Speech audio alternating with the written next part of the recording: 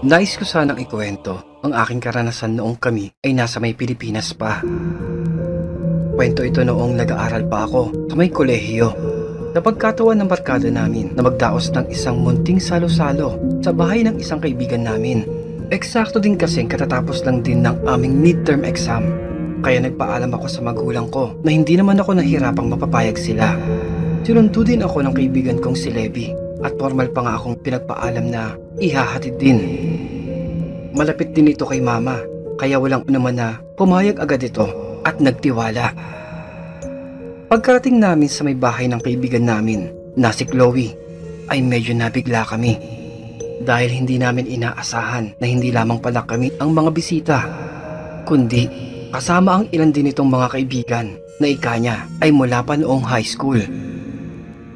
Na hindi pa man kami nakakaupo ay sinalubong na agad kami ng pagsisigawan. Mga sigawan na dulot ng pagkakabigla dahil sa may nabasag na bote ng alak. Napasulyap ang lahat doon sa may sulok. Tataka ang lahat kung papaanong ito ay nahulog samantalang nakapatong ito sa isang sulok na may munting bakod na kung ito man daw ay hindi sinasadyang matatabig ay hinding-hindi ito malalaglag. Ngunit, ito ang kaninang bote ng alak na hindi pa nga nabubuksan. Nagkalat sa may sahig ang laman nitong likido. Basag. Pero, hindi ko malaman kung bakit biglang nagtaasan ang aking mga balahibo.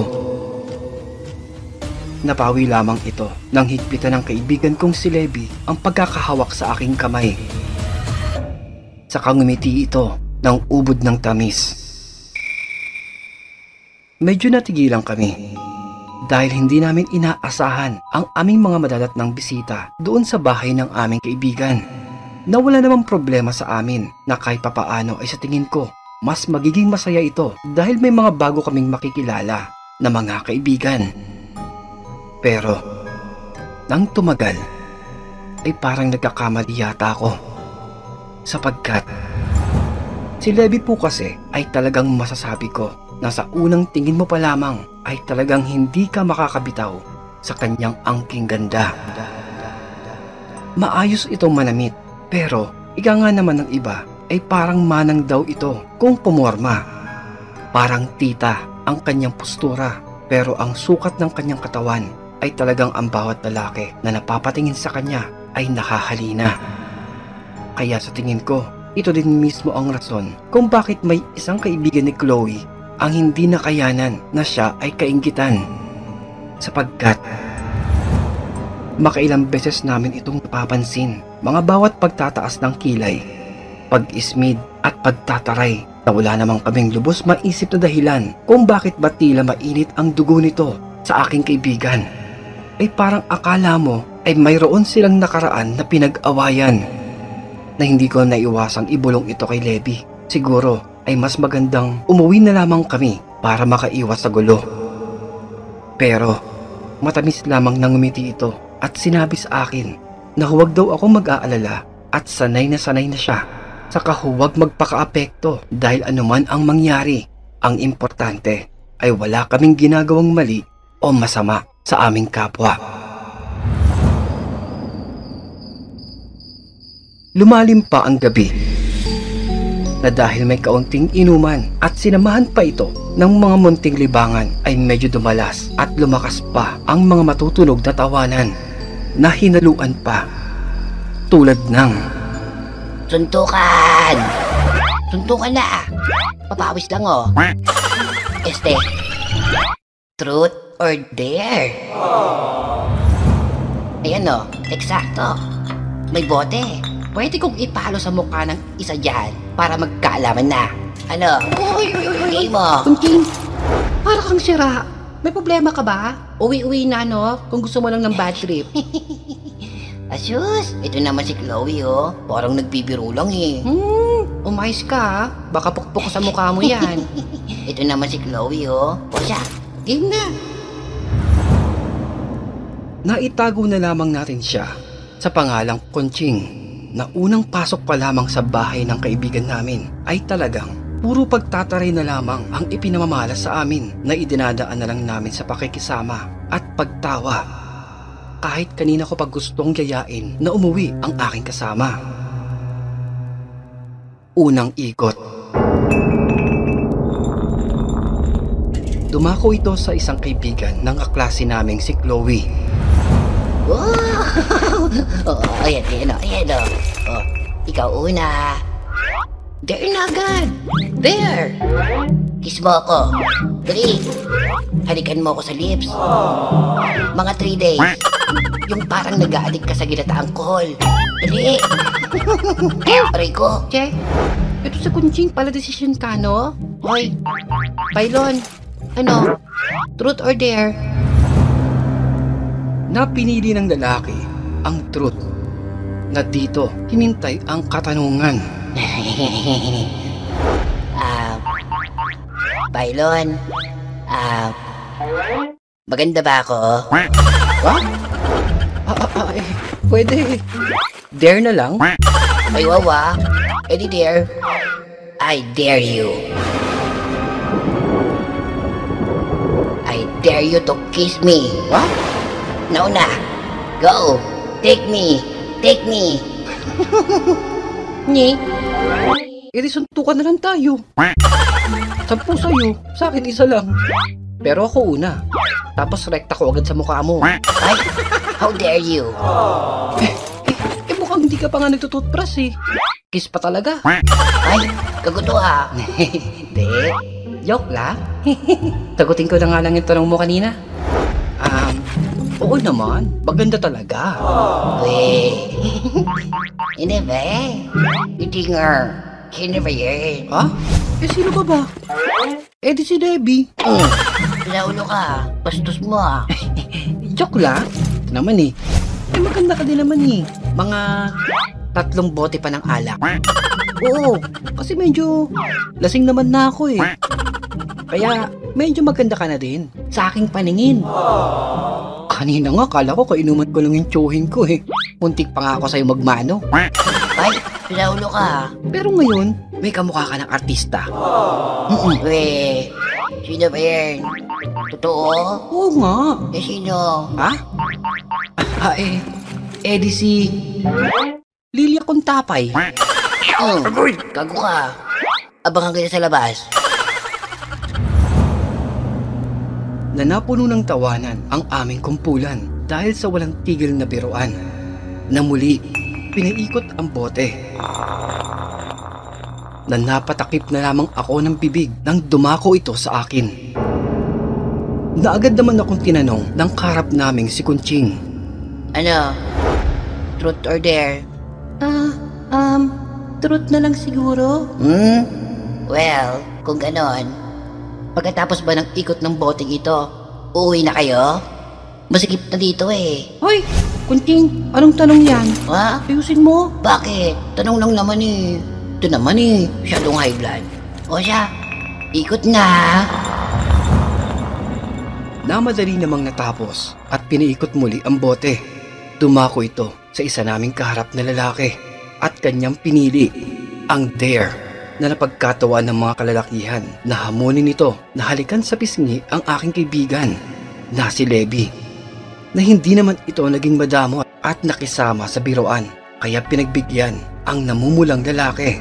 At nang magawa ang hamon ay para naman itong naging kulay makopa sa hindi malamang dahilan. Na dahil dito, ang kaninang munti naming laro ay biglang madami ng sumali at nagmamadaling mapili. Ay wow! Mga hayop na to. Kanina, ako yung mismong nagpipresentang mahalikan nyo. Pero walang may gusto. Tapos ngayon, para kayong nagkukumahog sa ayuda ng bigas na dinorado at maharlika. Tapos, para ang senador na mandadaya ng boto para lang maupo sa pwesto. At natat lang. Umusog ka nga doon. Baho-baho nito eh. Arte-arte pa. Choosy mo ha. Sa pakingkiti dyan eh. Usog doon. Sikip-sikip na tuloy. Yung mga malalayo pa yung uuwian dyan. Uwi-uwi na. Gabi na Sikip-sikip na dito eh. Na nagkatinginan na lamang kami ng aking kaibigan na parang kami na yata talaga ang kanyang pinaparinggan. Dahil sa may San Mateo pa ang aming uuwian na medyo hindi ko na ito talaga nagustuhan. Pero talagang mahaba talaga ang PC ng aking kaibigan. Ngumiti lamang ito sa akin saka sumandal sa aking balikat na ikinagulat ko pa dahil muling tumako sa akin ang bote. Nabiglang tanong naman ni Kunching sa akin. Tomboy ka ano? Siguro magsyota kayo. Anong oras uwi nyo? Atid ko na ba kayo sa pinto? Hoy! At saka, Hoy! Kunching! ay, sorry. Ikaw Kunching ha? Babe! Oo na, behave naman eh. Play dead. Ay, grabe to. Paikutin mo na nga lang ulit yung bote. Che! Para kasing ewan eh. Isa pa Kunching ha? Nainis na ako sa'yo. Ipapasundo na talaga kita sa may tatay mo. Sabihin ko, nakita na naman kitang sumisit-sit sa may kanto ng mga construction boy. Ay, grabe naman to. Ay, Ewan ko sa'yo. o siya, ikot na yung bote ha. Saka muling pinaikot ang bote na para itong palabas sa may sine. Biglang bumagal ang ikot. Dahan-dahan. Sa kamarahan itong napatutok sa may dako ng aking kaibigan. Nagkagulo ang nakapalibot sa aming munting katuwaan. Mga boses ng lalaking tanging hamon nila ay mahalikan o di kayo mahawakan man lang ang aking kaibigan. Na dito ay nakita ko pa na parang napapangiti ng nakakaloko ang natatabunang si Kunching. Sa kabuong lakas nitong hinawi ang lahat at sinabing, Wey! Kawal ba kayo? Mga siraulong to? Ha! Hayaan nyo ako ang magtanong. na dito natigilan ang lahat at napasulyap pa ang kaibigan naming si Chloe na wari nagbabanta na ayusin nito ang kanyang pagtatanong. Pero matamis na napangiti lamang ang kaibigan kong si Levi na parang mas hinahamon pa nito ng tingin ang kaharap si Kunching na sinagot niya ito agad ng There. Wow! Iba siya ano? Palaban! Fierce! Matapang! Tingnan natin kung talagang hindi ka lang nagmamaganda dito. Tingnan natin kung meron ka ding ibubuga.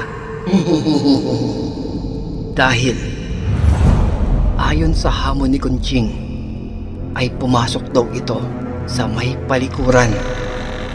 Isara ang pintuan, patayin ang ilaw, at ang hawak na kandila ay kanyang sindihan. Saka harapin ang salamin at 3 beses na sambitin ang mga katagang Espiritu, Elemento, Kaluluwa, kayo ay magpakita. Sa harap ng salamin, kayo ay magpakita sa akin. Tumawid sa kabila ng lagusan at ang inyong presensya ay ilantad sa akin sa harap ng salamin. Sinubukang magprotesta ng mga kalalakihan at ibahin na lamang daw ang ipagagawa sa kanya. Lalo pa na ika ng mga kasama nito ay sa palikuran ng bahay ng kanilang kaibigan ay madalas silang kinikilabutan. Pero matamis na ngumiti lamang ang kaibigan ko na parang mas pinatunayan na nito na hindi siya tulad ng ibang mahina. Siya ay palaban, walang kinatatakutan. Nag-aalala man ay hindi ko na magawa pang mapigilan ang aking kaibigan. Sinundan ko na lamang ito sa kanyang likuran at hinatid sa pinto ng palikuran. Kitang-kita naman namin ito dahil may mapusyaw na salamin sa may harapan ng pinto. Pero nakadama ako ng pag-aalala nang pinatay na ng kaibigan ko ang ilaw. Liwanag. At isang liwanag ng kandila ang aming nakita. Kitang-kita ko pa na ang ilan naming mga kasamahan na tila nakahanda sa anumang mangyayari. Naika pa ng isang lalaki ay makarinig lamang daw ito ng isang sigaw ay wawasakin na agad niya ang pintuan para masaklolohan ang aking kaibigan. Pero naririnig na namin ang boses ni Levi. binibigkas ang mga kataga na espiritu, elemento, kaluluwa. Ikaw ay magpakita sa harap ng salamin. Ikaw ay magpakita sa akin. Tumawid sa kabila ng lagusan at ang iyong presensya ay inantad sa may harap ng salamin. Natatanaw naming lahat, pati na ang anino ng aking kaibigan na siyang nakaharap sa may salamin habang hawak ang nakasinding kandila. Makailang beses pa nitong binibigkas ang mga kataga bilang patunay na hindi ito natatakot at sumusunod sa napagkasunduang hamon.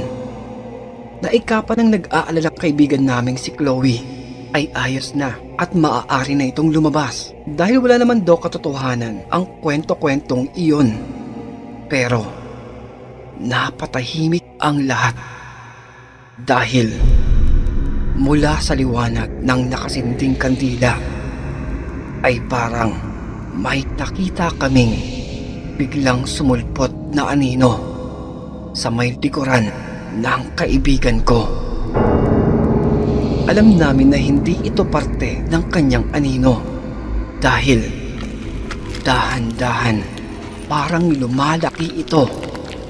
Mas mataas sa anino ng kaibigan ko.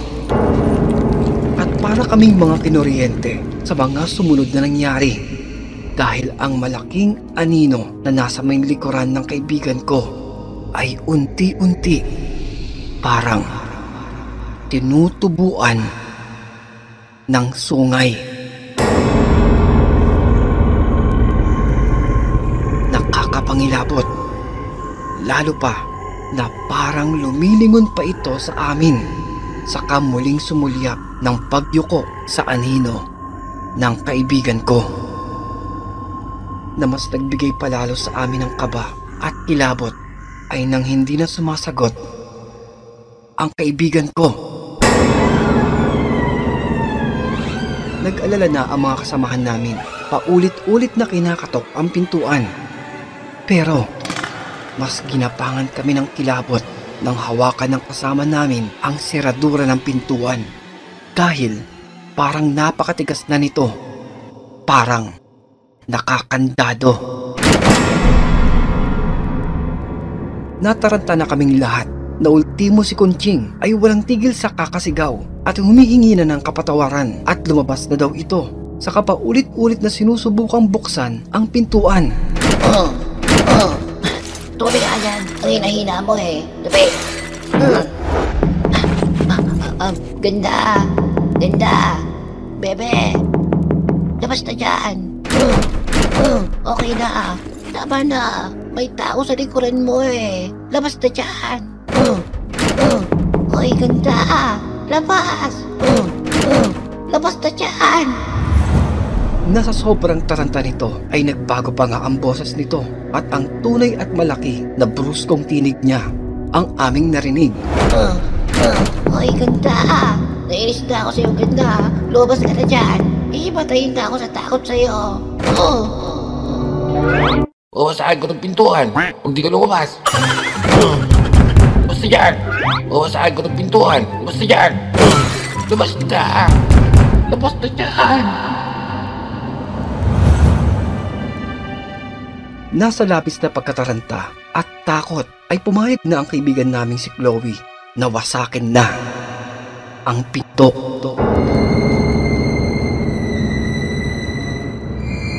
Dahil talagang napakatigas nito.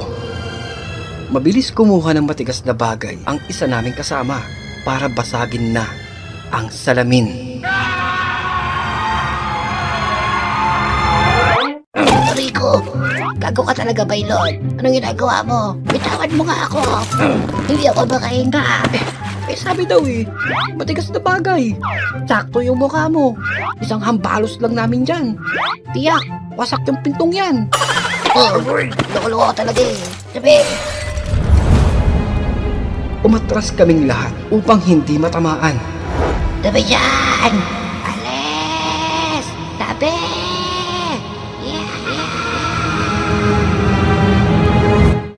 Pero biglang bumukas ang pinto.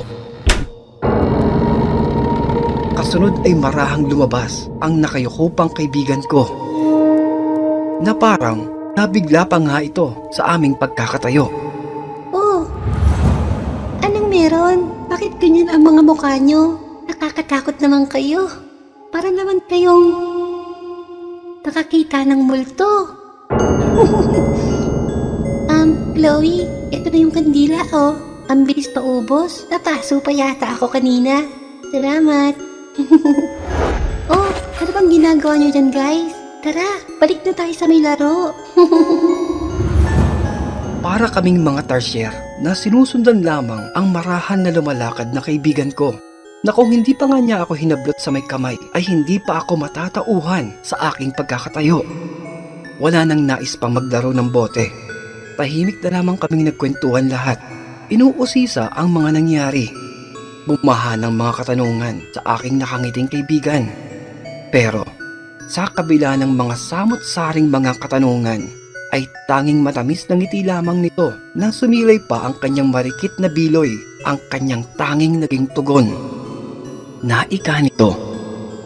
Wala naman siyang anumang kakaibang napansin, naramdaman o nakita man lang habang nasa may loob ito ng palikuran.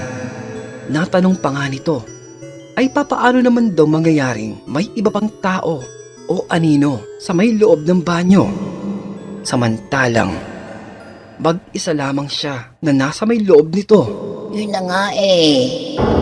Kasi kita-kita naman namin kaya nga kami nag-aalala sa'yo eh. Di ba? Ay, grabe oh. Para tuloy akong baterya na naubusan ng energy.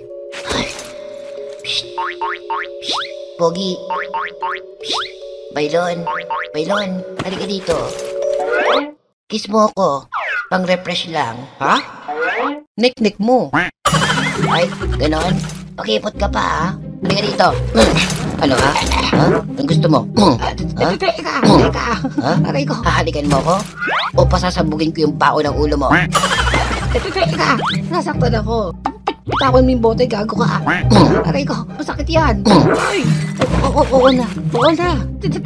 Teka lang. Relax ka lang. Ay, kala ko aarti ka pa eh. Parang kiss lang eh. So pa yata magripuhan ha? Napuno muli ng tawanan ang aming munting kumpulan. Sandaling napawi ang takot at kaba. Hanggang sa kami ay magpaalam ay walang tigil kami sa pagtawa. Pero muli akong ginapangan ng kaba sa aming pag-uwi dahil may inamin sa akin ang kaibigan kong si Levi. Naika nito isang bagay kung bakit hindi namin ito nakakitaan ng takot ay dahil mula pa daw noong pagkabata niya ay madalas na daw itong nakakakita ng mga multo. Mga nakakatakot na anino, mga engkanto, na ayon daw sa mga magulang nito ay dahil yata sa may natural niyang ganda na pati ang mga nilalang na hindi kabilang sa mundo ng tao ay nakahalina nito. Naika naman daw ng isang matanda sa kanya ay huwag lamang daw itong magpapakita ng takot dahil sa oras na maramdaman ng mga nilalang na siya ay mahina, ito na ang pagkakataon na maaabuso siya. Madami na din daw siyang nabasa, napakinggang mga kwento tungkol sa ganitong mga kaso. Mga taong natitipuhan na sa huli ay sinasaniban. Kaya ito ang kanyang iniiwasan na sa likod ng kanyang matatamis na ngiti ay ito lamang ang kanyang tanging sandata para maipakitang siya ay matapang. At totoong may nakita daw ito sa may loob ng banyo. Kung kaya nga daw ito ay napatahimik dahil sinikap niyang magpakabingi sa naririnig niyang mga ingay. Dahil ayon sa kanya, madalas daw sa mga nagpapakita sa kanya ay sandali lamang daw itong nagpaparamdam. Mag-oobserba. Nasa huli ay maglalaho din ito na parang bula.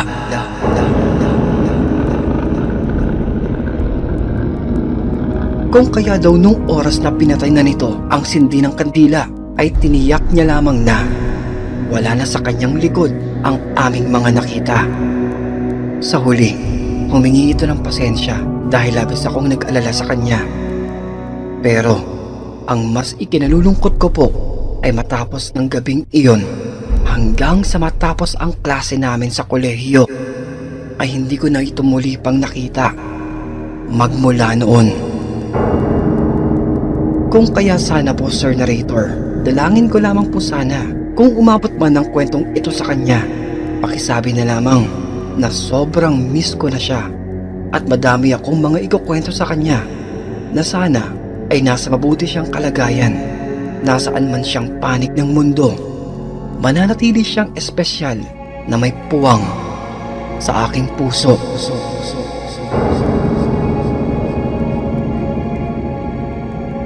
Mga kaibigan, maraming salamat sa pakikinig, at kung inyo pong nagustuhan ng ating naitampok na kwento ay isang napakalaking bagay po ang pagpindot nyo ng like, pag-subscribe para hindi mahuli sa biglang pagsusulputan ng ating mga malakabuting mga kwento na napakalaking tulong din po ang pag-iiwan nyo ng positibong mensahe. At idamay mo na din ang pagpindot ng ating subscribe button na kung may pagkakataon din na maibigan mo itong maibahagi ay pindutin lamang ang ating share button. Isang maliit na abala lamang po, ngunit tatanawin ko po itong napakalaking bagay. Mainit na pagmamahal at taos puso ninyong pagsuporta at pagtangkili para sa ating mas mahaba pang kwentong katatakutan at kulitan dito lamang po sa ating napakagulong tambayan. At kung nabiting ka pa ay silipin lamang ang ating mga kwento at playlist na siyang matatagpuan po sa kaloob-loobang detalye ng ating maliit na channel. Yun lamang po.